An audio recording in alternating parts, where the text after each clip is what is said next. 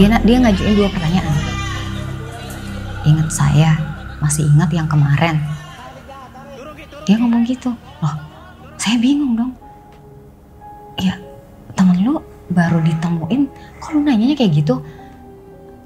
Nanya kondisi gue gimana kek? Setelah kejadian, kurang lebih hampir sebulan, itu tiap malam saya masih digangguin. Saya masih dengar tuh suara hutan sana, hewan-hewan di hutan termasuk burung gagak kayak berterbangan di sekitar rumah kan. Tapi mungkin bakal ada yang nanya juga nih netizen, mungkin nggak sih kalau ini kayak hanya miskomunikasi aja gitu pada saat itu?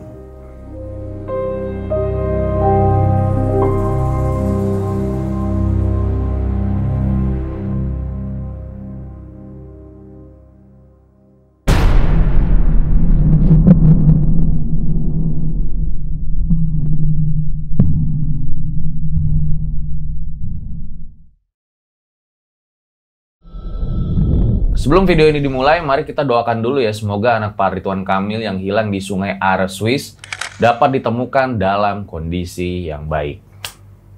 Nah, ini adalah video lanjutan tersesat 4 hari di Gunung Abo, Sulawesi Selatan. Tonton dulu nih part 1, part 2-nya biar kalian ngerti jalan ceritanya.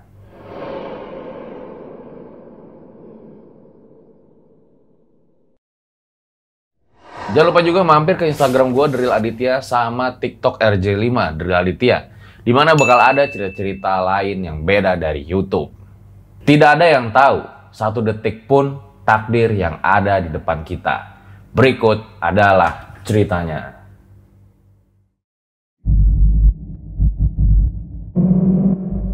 Pengalaman horor dapat terjadi di mana saja. Bisa di sekolah, saat lagi liburan, atau bahkan di rumah sendiri. Segera terbit kumpulan cerita pendakian, buku pertama dari RJ5. Jangan sampai ketinggalan karena stok terbatas. Yang mau langsung aja isi form di deskripsi di bawah.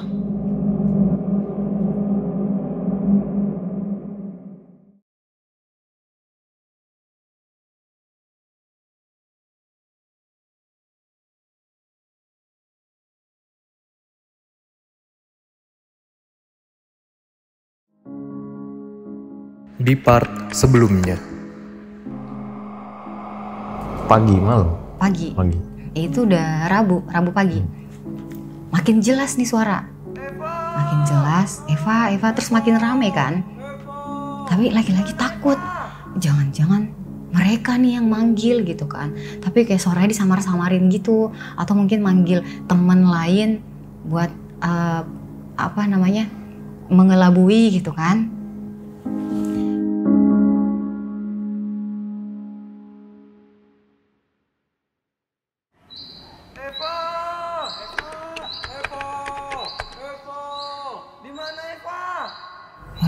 Nggak usah nyaut gitu kan. Yaudah tidur lagi tuh.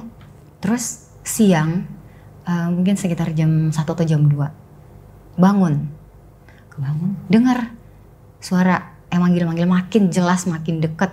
Di situ udah mikir kan, ya Allah, di luar bantuan dari orang baik bukan ya? Kayaknya kalau misalkan harus nginep lagi di sini juga nggak memungkinkan sih. Kondisi udah lemes, terus hawa berasa dingin gitu kan, takut bidurannya kumat. Ya udah berdoalah, ya Allah, kalau emang di luar ini bala bantuan dari orang baik atau yang dikirim sama keluarga, kasih petunjuk ya Allah. Terus kecium aroma parfumnya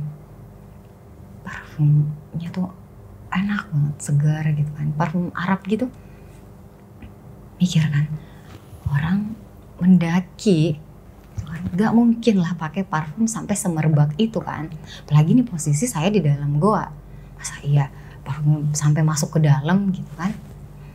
Tapi masih ragu kan, ya udah berdoa lagi, ya Allah saya masih ragu, tolong kasih petunjuk lagi untuk meyakinkan hati saya bahwa di luar ini benar bantuan dari orang baik atau muncul lagi tuh aroma parfum yang sama. Udah 2 kali nih aroma parfum yang sama. Semoga ini petunjuk darimu ya Allah gitu kan. Udah 2 kali dikasih petunjuk, udah yakin, harus yakin. Bismillahirrahmanirrahim. Iya, saya ada di dalam. Ada yang nyaut tuh, pokoknya ada suara. Ada yang jawab di dalam, suara cowok. Apa diem tuh? Saya diem kan. Aduh, bener gak ya? Takutnya mereka kan. Bismillahirrahmanirrahim. Iya, saya ada di dalam, tapi saya nggak bisa keluar, ada luka. Terus masuklah nih 2 orang. 2 orang cowok. Nah, cowok pertama itu yang saya lihat ini, hati saya bilang, lo kenal dia, lo kenal dia, lo kenal dia. Yang satu ini kan pakai baju warna orange, mungkin tim SAR kali. Terus ketika saya lihat orang ini, kan hati saya bilang, lo kenal dia sampai 3 kali gitu kan. Saya langsung meluk dia, kan dia nyamperin saya nih. Saya peluk untuk bisikin, gue cuma percaya sama lu. Jangan lepasin gue, jangan tinggalin gue. Ya karena kan kalau misalkan nggak saya peluk gitu kayaknya mencurigakan gitu, tiba-tiba saya bisikin. Terus dia bilang, iya Fa, tenang aja gitu kan. Di situ pikir saya, oh jangan-jangan dia ini teman SMK saya nih di Pangkep gitu kan. Apalagi dia ngomongnya kan iya Fa. Ya udah tuh, di situ ditawarin lah makan, minum, terus juga ditanyain lukanya ada di mana aja gitu kan. Ya, saya bilang di kepala, belakang sama kaki. Mulai tuh makan sama minum tuh di situ. Nah, kan di situ dikasih roti ya. Saya di situ nggak lapar sih, tapi karena dikasih ya udahlah dikasih ya, makan segigit, terus minum. Karena emang ngerasa haus tuh pas malam Selasa kan, udahlah minum aja deh. Udah minum tuh, minum, terus saya ngomong, udahlah ayo cepet-cepet jalan ke Bogor bisa cepet nyampe rumah gitu kan. Terus mereka bilang harus ditandu, udah prosedur kan. Pas lagi dibopong buat turun ke tandu ini, kan di situ lebih sering merem karena memang lemes juga. Pas lagi dibopong ke bawah itu, saya sempat melek kan, dalam hati ngomong, loh rame ya, terharu tuh, sempet ngeluarin air mata kan, refleks gini, nggak pokoknya orang-orang nggak boleh lihat lu nangis. Dibawalah ke bawah.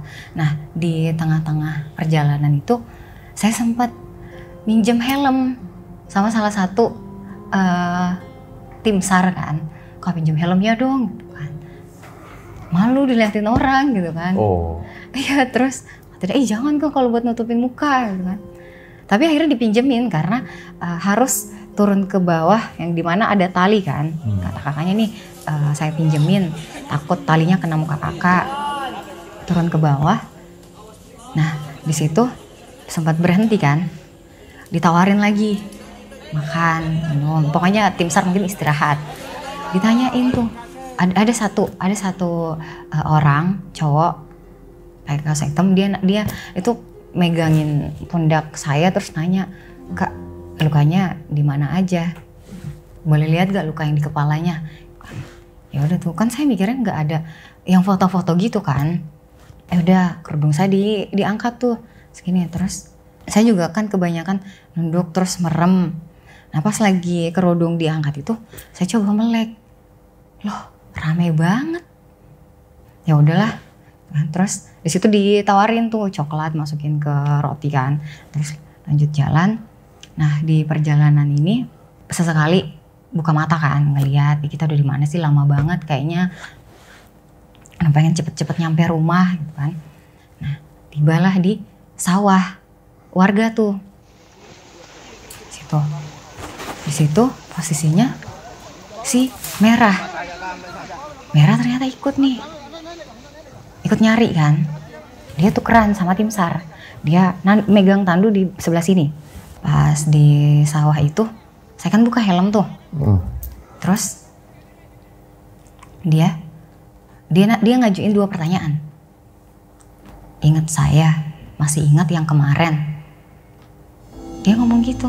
Loh, saya bingung dong. Ya, temen lu baru ditemuin, kok lu nanyanya kayak gitu?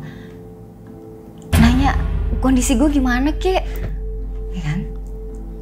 Ya, saya cuma bilang iya, terus bongkak ke kanan kan.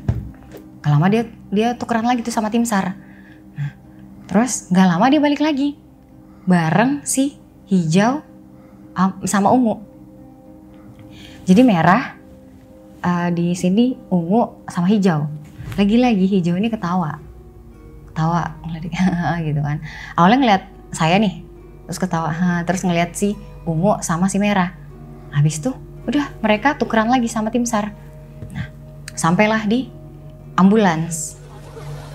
Di ambulans ini di dalam udah ada si biru lagi nangis-nangis sambil dipeluk sama ada satu ibu-ibu di situ kan. Saya panik dong, aduh ngapain sih ada si biru. Terus ternyata si merah juga nyusul ikutan naik ke dalam ambulans tuh. Saya langsung duduk. Terus saya bilang sama kakak yang di depan bagian pengemudi sama di sampingnya kan, Kak saya mau ada keluarga saya dong di dalam sini. Terus kakaknya bilang, emang ada keluarganya gitu kan? Terus saya bilang, ada kok tadi. Oh saya mau ada keluarga saya di sini. Terus kata dia, duh Kak ribet buka pintunya gitu kan, di luar tuh rame banget. Ya udah biarin saya duduk kalau gitu. Ya udah Kak. Nanti kalau sampai puskesmas pokoknya kakak rebahan ya. Oke. Di situ saya juga ditawarin di infus tuh. Katanya kakak kekurangan cairan nih. Kalau di infus. Saya bilang nggak usah Kak. Bilang saya minum aja lah. Daripada harus di infus gitu kan. Terus si ibunya ini abis meluk-meluk si biru, meluk saya nih, megang di sini. Jadi kan kayak gini gitu kan. Nah, terus di situ, aduh saya panik kan. Aduh nih takut si ibu-ibunya tiba-tiba nyuntikin sesuatu gitu kan. Oh udah parno, udah overthinking parah lah pada saat itu. Udah trust issue. Masih ya? Gak bisa, pokoknya cuma percaya sama keluarga. Gak lama ya ibunya udah ngelepas pelukannya kan. Terus tiba di depan puskesmas. Eva, saya tuh disuruh masuk ke dalam kan. Di dalam kamar pasien ini udah ada satu bapak-bapak yang nungguin pakai kaos abu-abu gelap tuh. Bapaknya langsung ngomong, Nak, katanya ada luka di kepala kamu ya? Karena saya nggak percaya sama siapapun kecuali keluarga. Saya tanya, Bapak siapa? Saya dokter BPBD Maros, sambil nunjukin tulisan BPBD-nya itu kan. Akhirnya, oh ya udah Pak, ini lihat aja gitu kan. Terus dilihat tuh luka di kepala saya kan. Bapaknya kaget, loh kok kamu bisa kuat ya nahan luka di kepala yang kayaknya ini juga udah berhari-hari. Dokternya juga bilang, ini mungkin kita butuh 8 atau 10 jahitan. Udah ketika persiapan mau dijahit kepala saya, Om Aji yang udah Eva tunggu-tunggu dari awal nih, akhirnya datang gitu kan. Udah mulai tenang tuh, alhamdulillah Om Aji udah datang gitu kan. Udah langsung Eva peluk tuh Om Aji kan. Oh ya Allah Om, kenapa baru datang sih? Kenapa nggak dari kemarin-kemarin gitu kan? Udah nungguin. Terus dokternya bilang, nah ini saya udah mau mulai jahit lukanya loh. Berarti lukanya gede ya kalau sampai... Iya, 8-10 jahitan. 10 jahitan gitu ya? Hanya dokternya yang tahu karena yang ngeliat kan dokternya. Nah sebelum itu juga dokternya tuh bilang gini, ya Nak nanti baca Al-Fatihah 3 kali ya.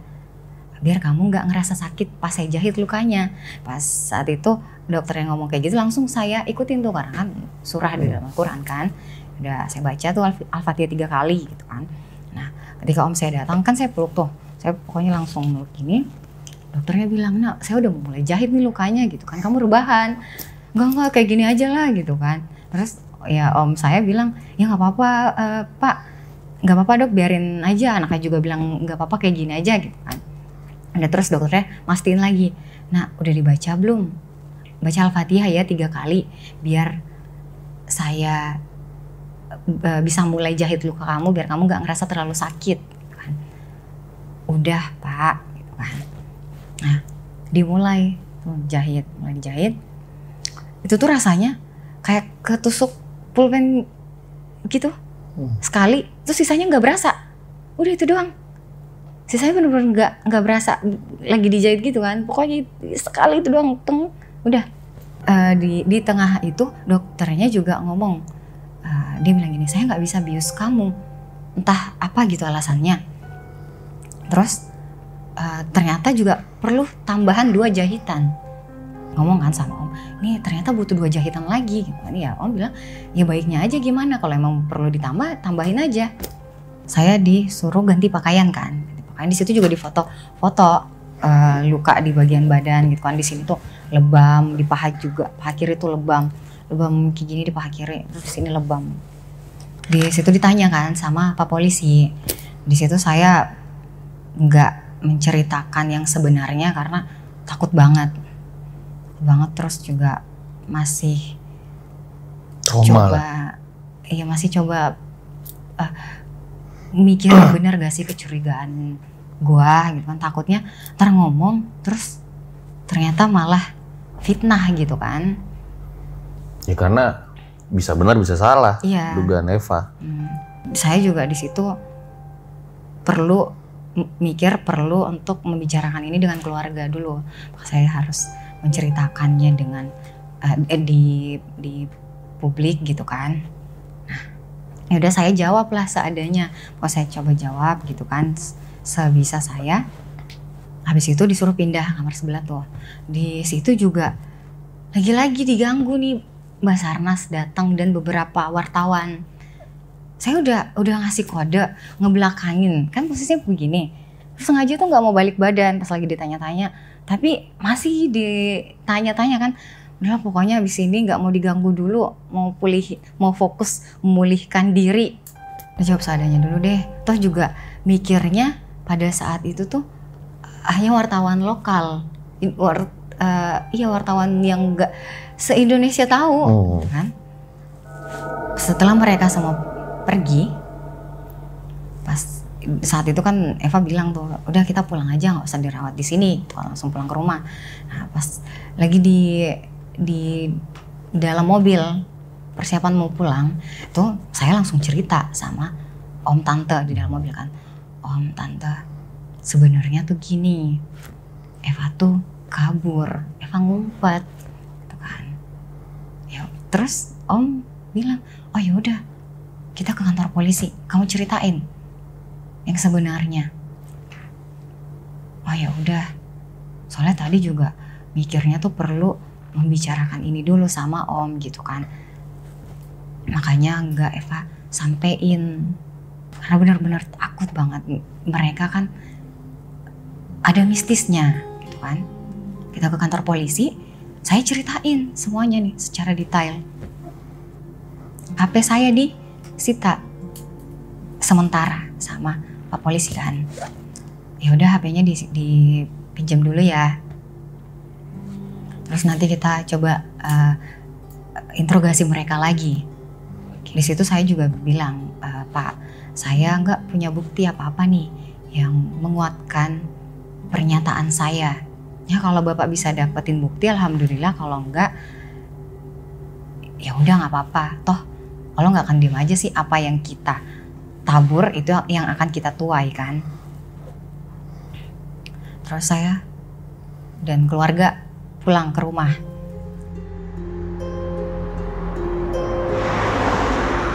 Ada keluarga saya yang dari Bulukumba kan, udah datang juga ternyata sepupu dan om tante saya tuh. Karena saya ingat suara yang saya dengar pas di hutan itu, nanti kalau selamat langsung ke Bulukumba ya. Saya nanya sama om saya yang dari Bulukumba ini kan, Om balik kapan gitu kan. Terus saya bilang lusa mungkin gitu kan, ikut ya gitu kan. Nggak dijawab kan, karena perlu persetujuan dari Om Aji. nggak lama itu mulai datang juga teman-teman ngejenguk gitu kan. Tapi 9 orang ini nggak ada. Oh, yang termasuk Mawar pada saat itu nggak jenguk? Enggak. Mereka sampai sekarang nggak ada sama sekali yang nemuin. Terus di situ akhirnya ngomonglah sama Om Aji kan, Om, Eva mau ke Bulukumba ya, mau ikut ke Bulukumba gitu kan. Udah nggak usah di sini aja, biar Om bisa mantau kamu gitu kan. Terus akhirnya, duh gimana ya ngomongnya gitu kan. Soalnya kayak belum berani ngasih tahu gitu kan. Di sana tuh dengar suara ini loh.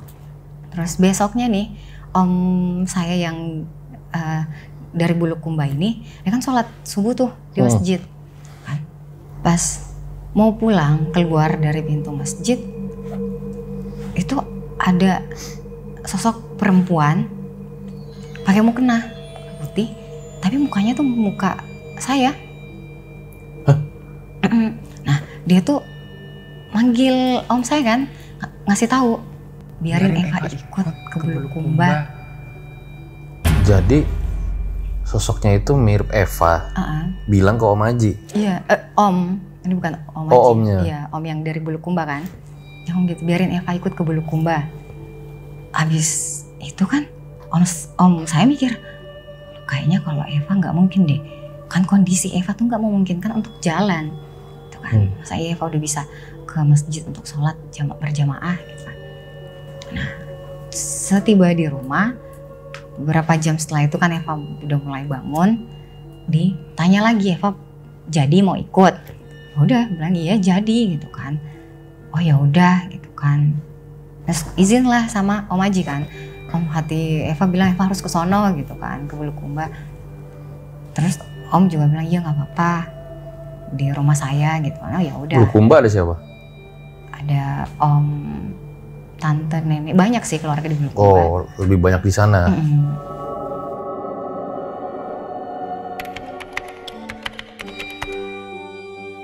Setelah kejadian kurang lebih hampir sebulan itu, tiap malam saya masih digangguin. Saya masih dengar tuh suara hutan di sana kan, hewan-hewan di hutan termasuk burung gagak kayak berterbangan di sekitar rumah kan. Saya sempat nanya. Padahal sebelumnya kalau di Bulukumba itu nggak pernah ada burung gagak. Nggak pernah dengar sih. Ya paling suara anjing, kan ayam, gitu-gitu. Terus saya sempat nanya kan sama sepupu, dengar gak sih suara ini? Kan mereka bilang enggak. Ya udah akhirnya di situ cerita kan sama keluarga nih, kayaknya gue masih digangguin deh sama makhluk di sana gitu kan. Udah saya disuruh untuk ruqyah mandiri sama keluarga. Nah, ya kurang lebih sebulan setelah itu udah nggak ada lagi yang gangguin.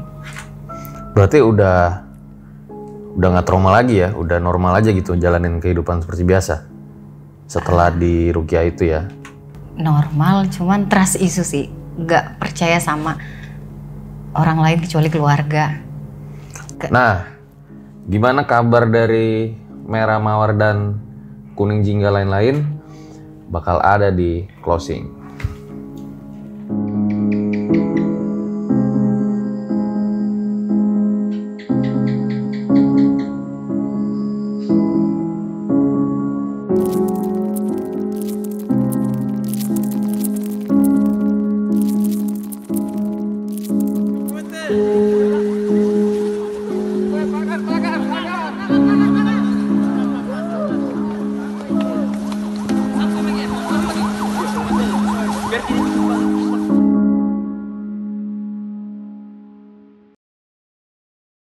Itu dia guys, sebuah kisah luar biasa dari Eva ketika tersesat selama 4 hari di Gunung Abo ya, dimana Eva ya, gue bisa bilang Eva ini bisa bener, bisa juga salah gitu loh dugaannya.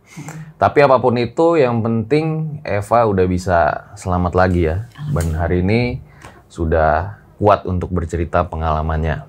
Nah, sebelum diakhirin nih Eva, dan sebelum kita bahas juga tentang Mawar sama Merah, apa yang pengen diucapin nih sama tim SAR, Basarnas, dan orang-orang lain yang udah menyelamatkan Eva lah pada saat itu? Semua pihak yang telah berpartisipasi menyelamatkan saya, terima kasih banyak. Semoga Allah membalas kebaikan kalian gitu kan. Karena saat ini hanya itu yang bisa saya sampaikan, ucapan terima kasih dan memanjatkan doa-doa baik untuk membalas kebaikan kalian.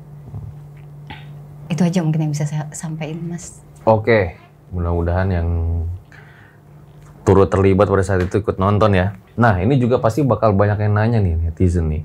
Nah, setelah kejadian itu, apa pernah ada lagi kontak dengan Mawar? Kan Mawar itu temen dari sekolah kan? Iya. Sama Merah dan lain-lain. Mawar DM di Instagram. Awalnya saya balas.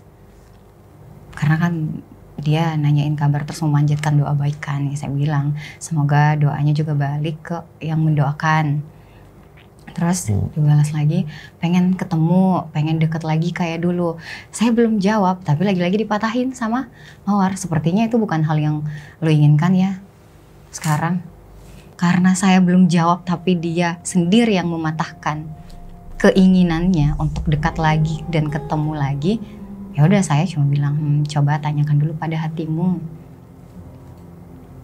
Setelah itu dia beberapa hari setelah itu pokoknya ngechat lagi kan, minta maaf panjang lebar. Ininya dia minta maaf karena telah mengenalkan teman-temannya sampai harus mengalami kejadian seperti ini. Ini juga hal yang pertama bagi dia katanya. Saya dapat info lagi dari salah satu orang. Dia ini senior, salah satu teman dekat saya di Bulukumba.